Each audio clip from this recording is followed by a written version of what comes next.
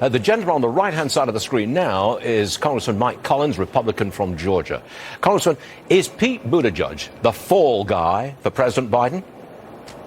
Well, I think it's a combination of a couple of things, Stuart. He is the fall guy, but he's also in a predicament where you have a president that actually put someone in place of the Department of Transportation who was instilled there on identity politics, not due to the fact that he actually knew what the job entailed and how to do the job. So is impeachment on the table, Congressman?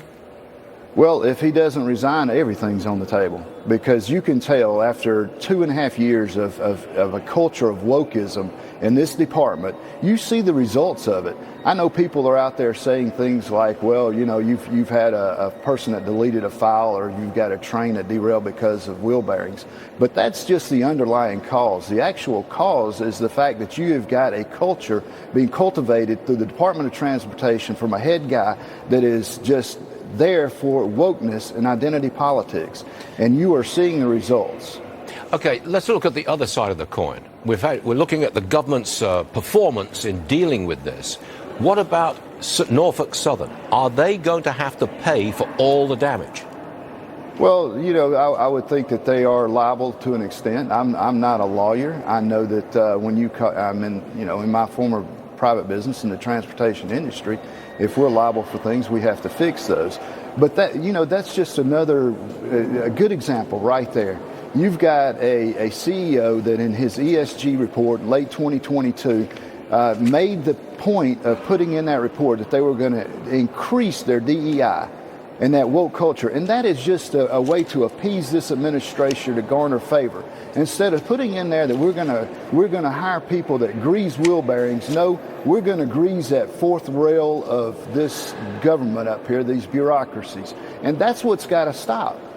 You know, whether it be... Yes, sir. No, I understand. Your family has a trucking business. You run a trucking business for 30 years. Is that correct? That's exactly right. Yes, sir. So you know what you're talking about when it comes to the transportation department? Well, yes, sir. And I tell you what, I would not hire people based on their identity. I'm going to hire people based on whether or not they can do the job. Because when you talk about the Department of Transportation, in particular the transportation side, our office is not inside four walls. Our office is out there with the motoring public, just like those trains.